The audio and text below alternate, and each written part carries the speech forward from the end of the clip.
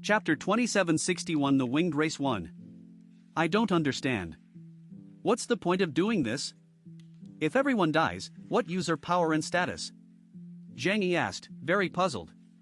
Moreover, now all races are reviving, and ancient civilizations are returning one by one. Dragons, Tyrannosaurus Rex, even that star corridor. In this situation of numerous powerful forces rising together, what makes the monarchic church think they have the power to reset the world? This sounds more like the delusion of a bunch of madmen. You're right. Montesquieu looked at Zhang Yi, his eyes filled with pity and fear. The most fanatical monarchic church followers are all madmen. Real madmen. They don't pursue power, they don't pursue wealth, they don't even pursue immortality. They only pursue that one, divine mission. For this goal, they can unhesitatingly give up their lives, sacrifice their souls, even drag the entire world down with them. Never try to use common sense to predict the behavior of a group of madmen. Montesquieu summarized in one sentence. Zhang Yi remained silent. He thought of the fanatics he'd encountered before, their fervent gazes were truly chilling. Of course, a group of madmen can't destroy the world. Montesquieu abruptly changed the subject, dropping a bombshell. Our most crucial intelligence is that the Holy See isn't fighting alone. They've established a deep partnership with a very powerful, even terrifying, ancient civilization. That civilization is called the Winged People. In ancient Western texts, they have a more widely known name, Angel. Angel? Angel? Zhang Yi's eyes narrowed. That's right, the angel people talk about. Montesquieu nodded. This angel is not that angel. This is a huge historical misunderstanding. The concept of angels actually didn't originate in the West, but rather in the Eastern kingdom of Huashu. Just like the word God, which originally referred to the supreme deity in the ancient Huashu language, it was later borrowed by Western missionaries. The so-called angels are actually the feathered people recorded in the ancient Huashu texts. The classic of mountains and seas states, the feathered people's kingdom is in the southeast, its people have long heads and feathered bodies. They are descendants of the fourth generation of the Ark people. The information from his conversation with the White Dragon Prince flashed through Zhang Yi's mind. The fourth generation civilization, the Ark civilization. That was an extremely glorious era in Earth's history, and the most outstanding among the Ark people were the feathered people.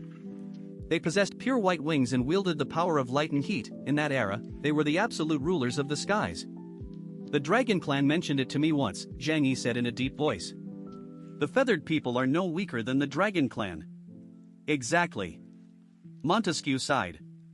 Imagine if there were an angel legion whose strength rivaled that of the Dragon Clan, coupled with a group of fearless, globally widespread fanatical cultists. Wouldn't their desire to destroy the world become very possible? The atmosphere in the room instantly became heavy. Zhang Yi finally understood why Montesquieu had hidden for 2,000 years.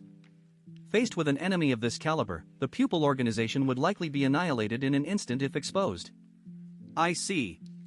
Zhang Yi nodded, accepting the explanation. No wonder the Pope has always kept a low profile, and even after the resurgence of all races, the papacy has still been able to maintain its territory in Europe. So there was something else going on behind the scenes. He looked at Montesquieu, his gaze sharpening again.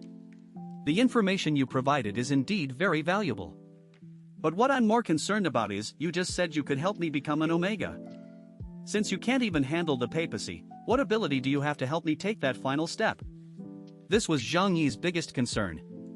Beyond the king level is the Omega. That is the pinnacle of life, the true realm of gods.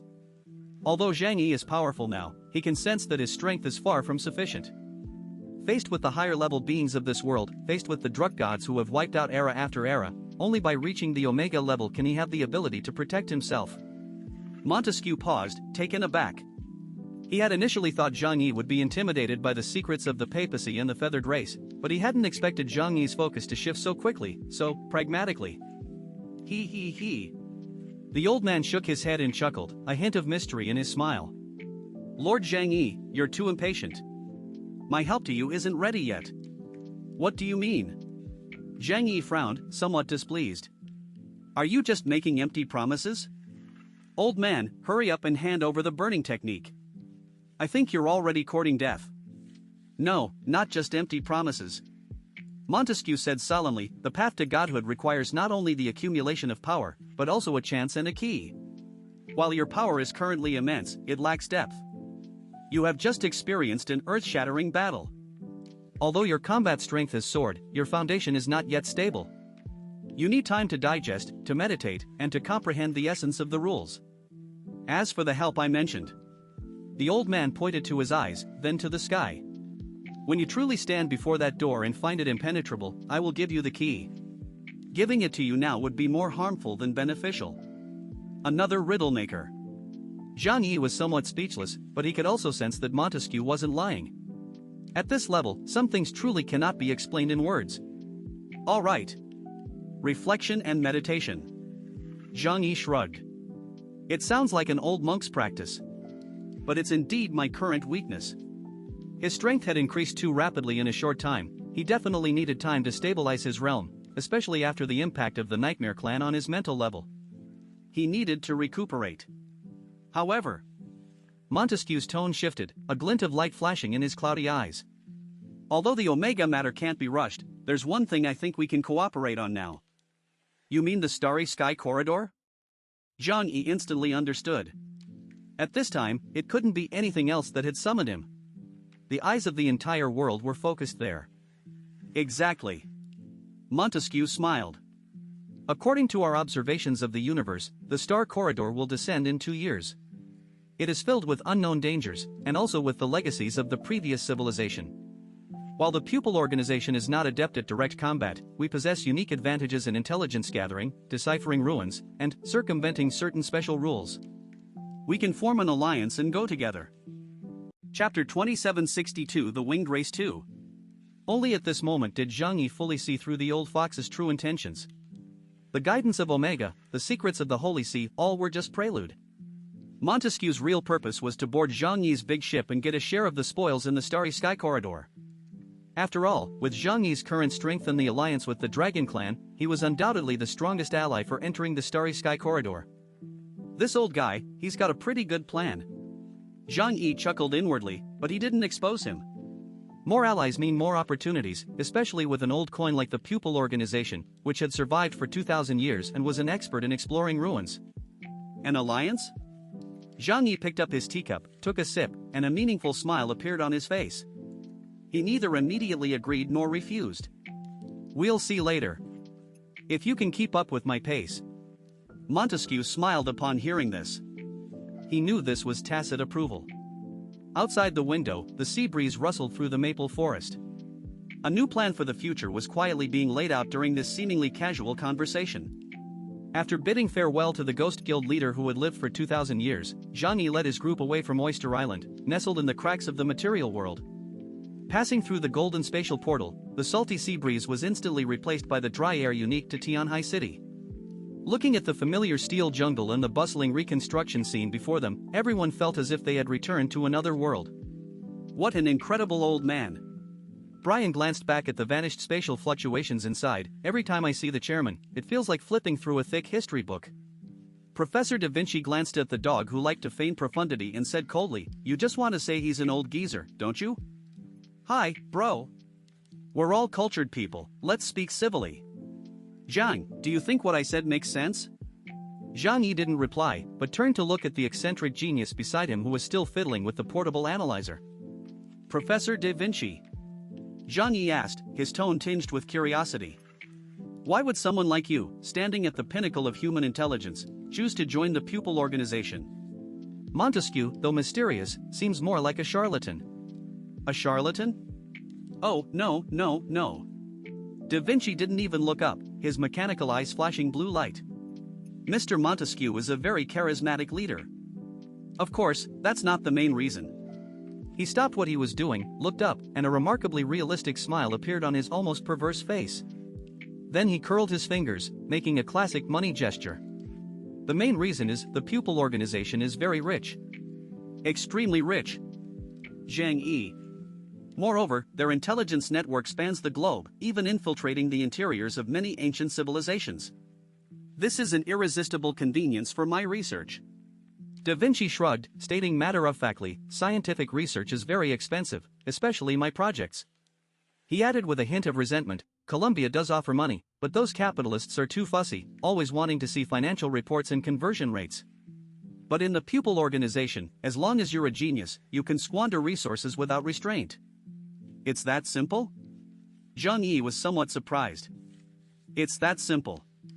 Da Vinci pointed to his head. Everyone recruited into the pupil organization is either a madman or a genius who has reached the pinnacle in a certain field. People like us are hard to brainwash with that vague, ethereal stuff called religion. Faith? Ha, that's just psychological comfort sought by the weak in their suffering and poverty.